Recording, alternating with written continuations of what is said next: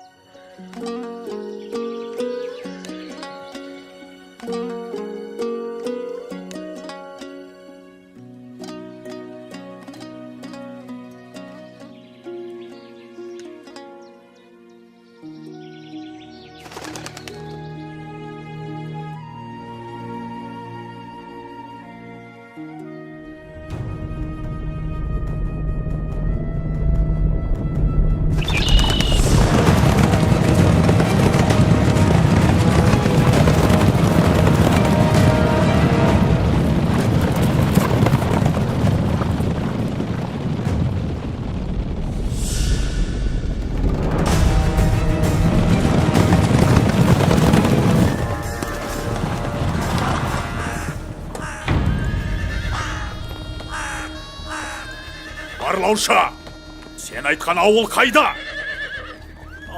Ұлы Қонтайшым, кеше ғана осы жерде 30-40 үйлі ауыл мал жандарымен жатқан болатын.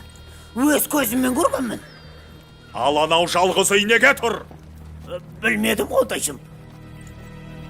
Қане, төс алды ма?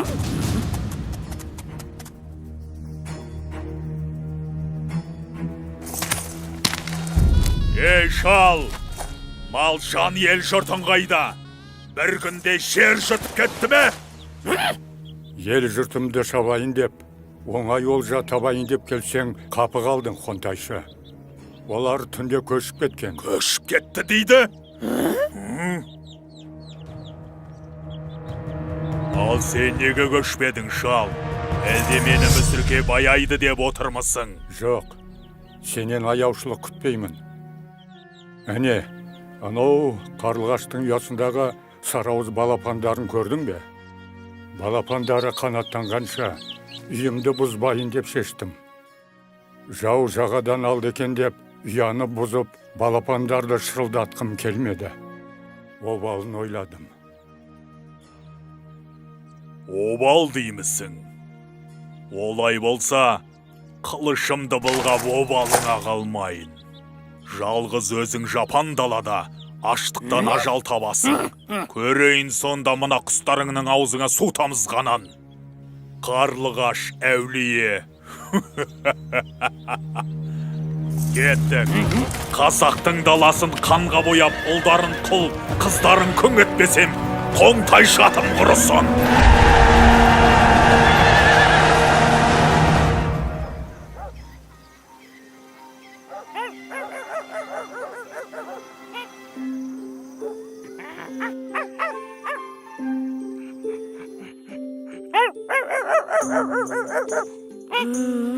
Қойшы.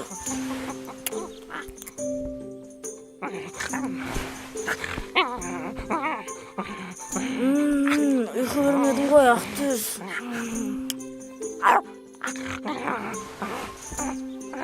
Асылжан, тұра ғой балам. Жайлаудағы әкеңді шақырып келе ғой. Бүгін саудагерлердің келетін күні. Қазір! Ақтөс кеттік!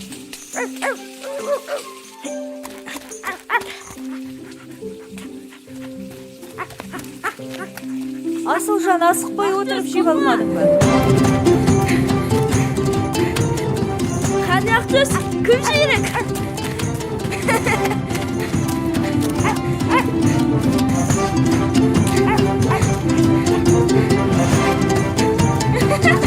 Ақтөс!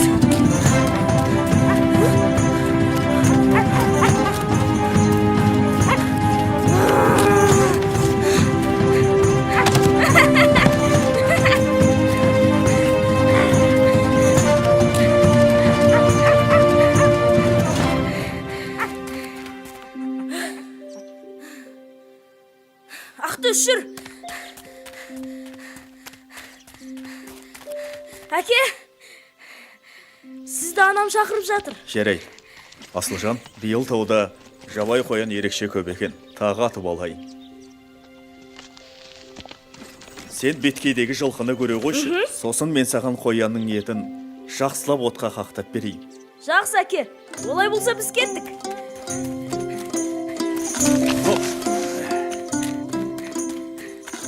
Ақтөс, шаршамадың ба?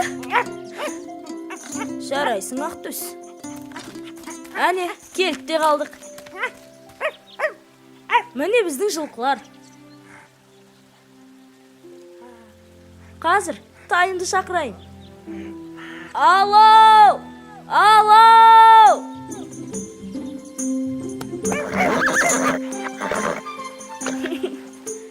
Алауым менің.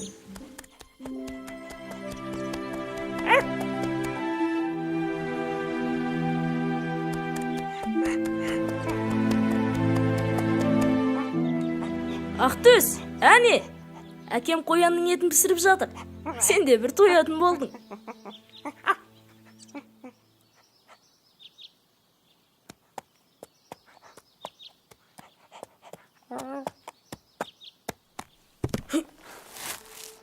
Әкеме ұқсамайды ғой. Әлде барып көреміз бе? Жарай, жүр көрейік. Мүмкін жаланып отырған жолаушы шығар. Мынау кім дағы? Иә. Не білдің? Алатаудың күнгейін түгел аралап шықтым. Қазақтар жайбырақат жатыр, қойсына бастарға жұмыртқалаған заман дейді. Бостырғайды. Ендеше мен қойсыне жылан жұмыртқалатам. Ал сен Қаратаудың маңайын барлап қайт. Онда қазақтың қанша ауылы бар екенін біл. Сосын осында кездесеміз. Ләппәй қонтайшым. Ал, көріскенше.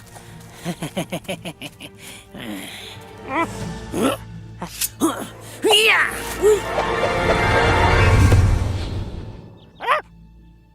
Кім болды екен, а? Адам бекен, сайтан бекен.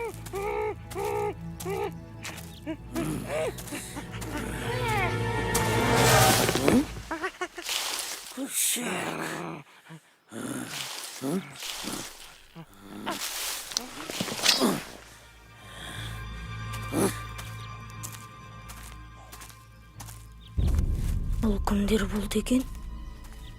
Бірақ түстері суық. Жүр, тез кетейік.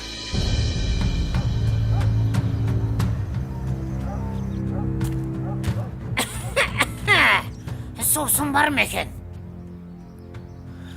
Ассалаумағалейкум. Әрине. Алыңыз.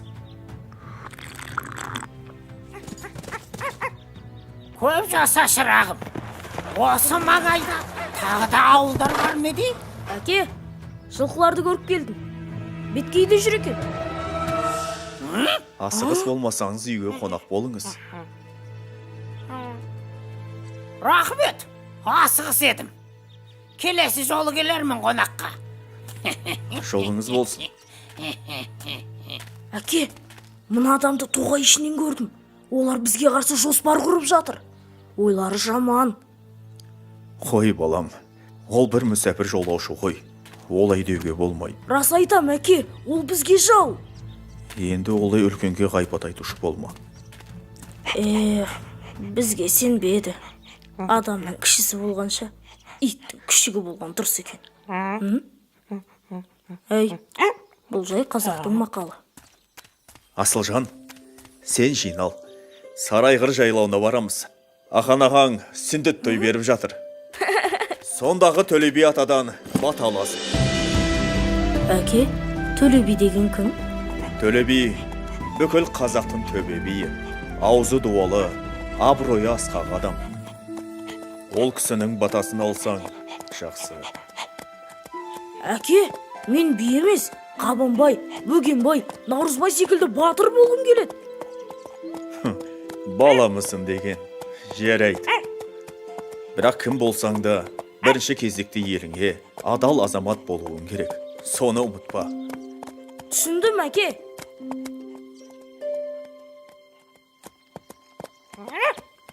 Балам, тоқташ.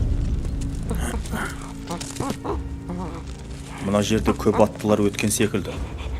Тұяқтары тереңге батқаны, қару жарақты әскер болған. Елге жау шаппаса игі. Қане балам, тезірек.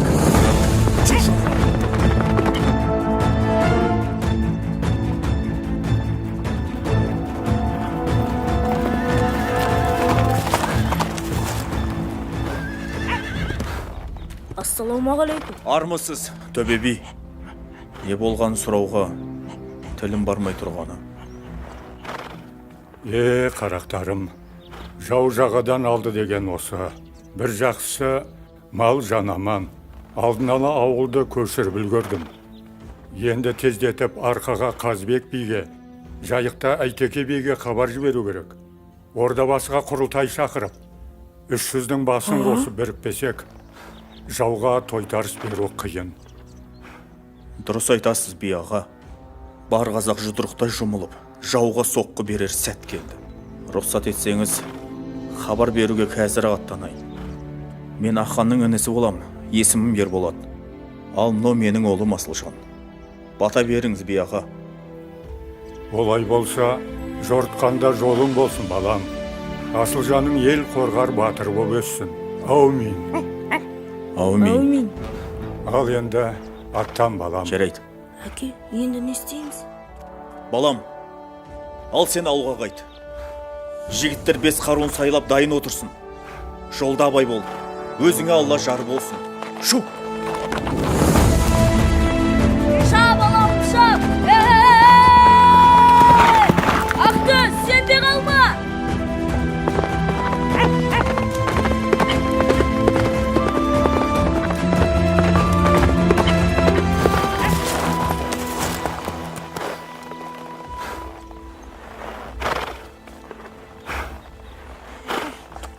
Біздің ауыл көшіп кетіпті. Бірдеңнен сезген болар. Қайда кетті екен? Ал біз кіші болсақ та елімізді қорғауымыз керек. Өткендегі жерде жаулар кездесеміз деген. Сонда барайық. Ақтөс, шаршама.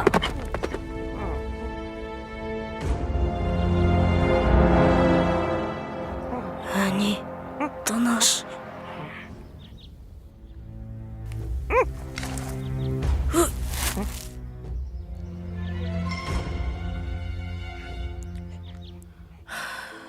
Байқамады. Жүр көрейік.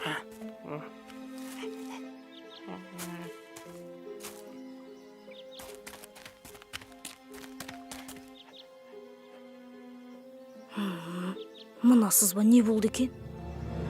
Мұны жеткізуіміз керек. Иттің күшігі, сен екенсің ғой. Ей, жібер мені, жібер! Ақтөс, абайла! Ақтөс, қаш! Қаш, Ақтөс! Жол әрі.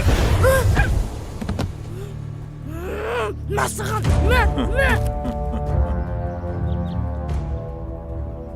Жат енді осында жабысып. Кешке сені орда қалып кетем. Басы байлық құлым боласын. Ұқтың ба? Өй, боқмұрын.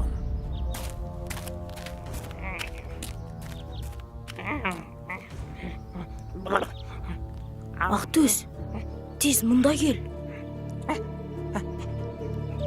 Жылдам хабар жеткізуіміз керек.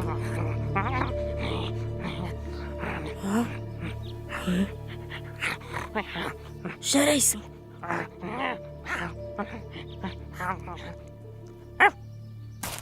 Аналар кімдер болды екен? Жүр, жақындап көрейік. Жұмғырға ұқсамайды. Ассалаумағалейкум, ағалар. Уағалейкум әссәләм, балақай. Кім боласың? Мен Асылжанмын. Ордабасыға бара жатырмын. Онда жолымыз бір екен. Сіздермен бірге жүрсем бола ма? Әрине, жолдасың жақсы болса, жол қысқа деген. Мен жақында жаудың тыңшысын көрдім. Бірақ сіздер мені кішкентай деп сенбейсіздер ғой. Неге олай дейсің? Сенеміз. Рас па? Ендеше сол хабарды тездетіп, Қабанбай, Бөгенбай, Наурызбай батырларға жеткізу керек. Сіздер сол батырларды көрдіңіздер ме? Жоқ. Ондай батырларды білмейді екенбіз. Қалайша? Олардың ерліктерін бүкіл ел айтып жүр ғой. Естімедік. Егер сен айтып берсең, тыңдар едік. Иә, жол қысқарсын. Әрине, айтып берейін. Мысалы, Қабанбай деген батырдың шын аты Ерасыл екен. Рас па? Ол не үшін Қабанбай аталғанын білесіздер ме? Білмедік. Жоқ. Ендеше тыңдаңыздар. Өйде. Мұны Әлқисса деп бастайды. Ойбай көке!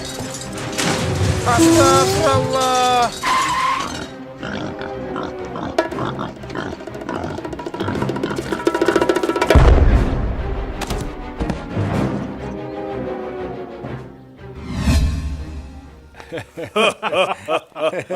Қатырдау. Бәрекелді. Қабанбай осал болмады. Ал, Бөгенбайдың батырлығы қандай екен? Олай болса, тыңдаңыздар. Бөгенбай батыр өте үлкен екен. Қалай десем екен? Міне, мына тас сияқты. Мәссаған.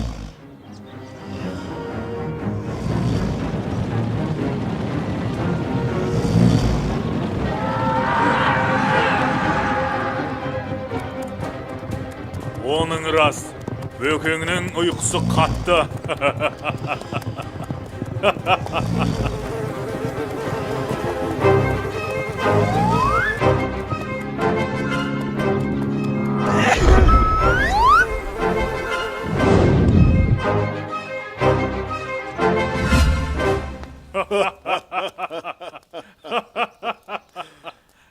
Иә, Бөгенбай нағыз батыр екен.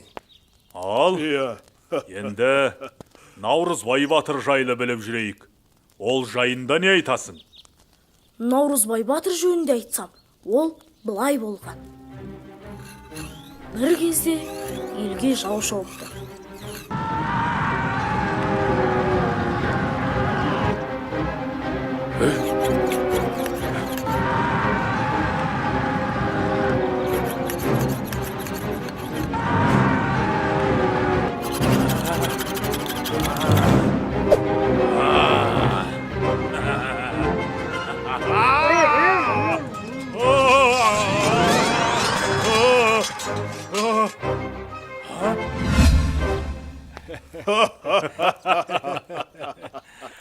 Жарайсың, Асылжан. Жақсы әңгіме айттың. Біраз нәрседен хабардар болдық. Егер сол батырларды көрсеңіздер, менен сәлем айтыңыздаршы. Қам жеме, інім. Дұғай сәлем айтамыз. Ал, аттанайық. Рахмет. Ал, Ғанекей, рухымызды көтеретін бірлікке шақырар ән бастайық.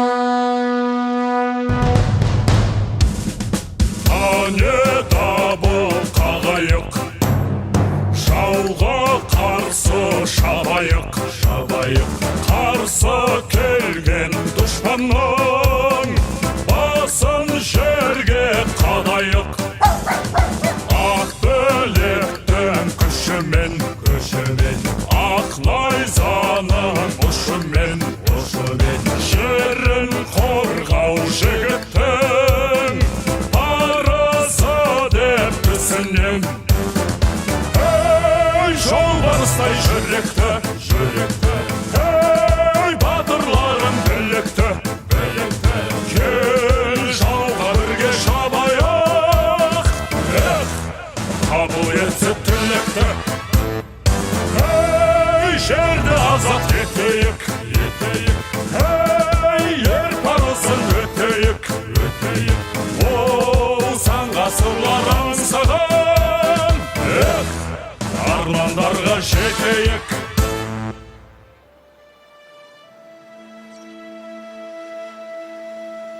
Не деген керемет. Мұнда не болып жатыр? Міне, Ордабасы төбесіне де жеттік. Төле бидің айтуымен осында бүкіл қазақ бас қосып, жауға тойтарыс берудің жайын ақылдаспақ. Мен айтқан батырлар осында шығар. Мүмкін осында болар. Иә, Жүріңдер. шу, кеттік.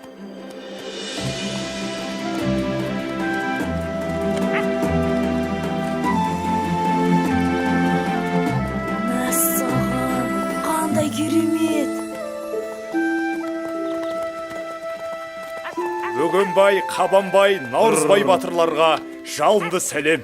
Саламат болсын. Бәрекелді. Сіздерге 12 қанат үй тігілді. Мұнда өтіңіздер. Жақсы. Тынығып алсақ артық Түсінбедім. болмайды. А? Сіздер сол батырлар ма? Ал, Асылжан, біз сендей ізбасарымыздың барына қуанамыз. Иә. Батырлық білекте емес, жүректе болады. Ал сенің батыр болатыныңа біз сенеміз. Сау бол. Амандықта көріскенше. Жақсы балақай.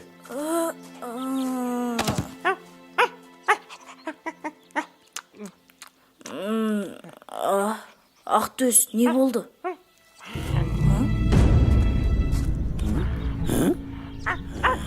Шығу бірліктеріңе болайын. Не жоспар құрып жатыр екен бұлар? Ақтөс, Әзір. Наурызбай батыр, сен сол қанатты басқарасың. Бірақ мына сайда жасырма тұр. Жолдан шамасын. тез хабар берейін. Наурызбай батыр, сен оң қанат. Қайда барасың? Мұнда болмайды. Мен батыр ағаларға баруым керек. Шұғыл түрде. Болмайды. Мұнда кеңес өтіп жатыр. Батыр ағалар, бұл мен ғой. Асылжанмын. Сақ болыңыздар. Ой, мынау балақай ғой. Иә, Асылжан екен. Кел, кіре ғой. Анда, мен көрген тыңшы сіздерді тыңдап тұр. Ой, еттің баласы. Не дейді? Көрейік. Екен, Сон неме? Қазір әкесін танытайын.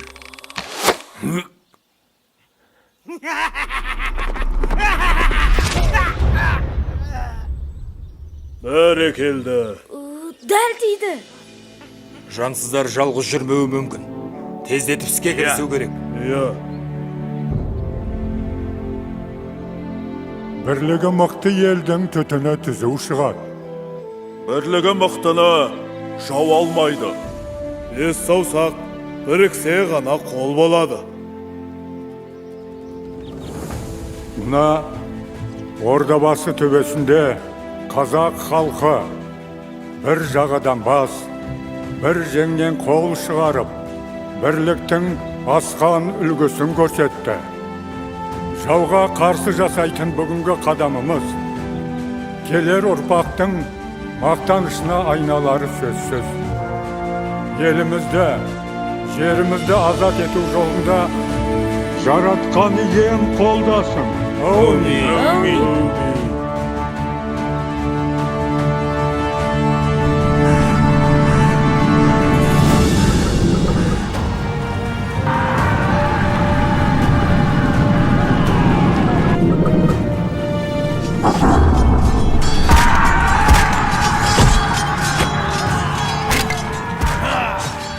Осылайша қасиетті Ордабасы төбесінде бас қосқан қазақ елі жерін жаудан тазартып, бірліктің асқан үлгісін көрсетті. Бабаларымыз осындай байтақ жерімізді келер ұрпаққа мұра етіп қалдырды. Бұл сенің тарихың. Тарихыңмен мақтана біл, жас дос.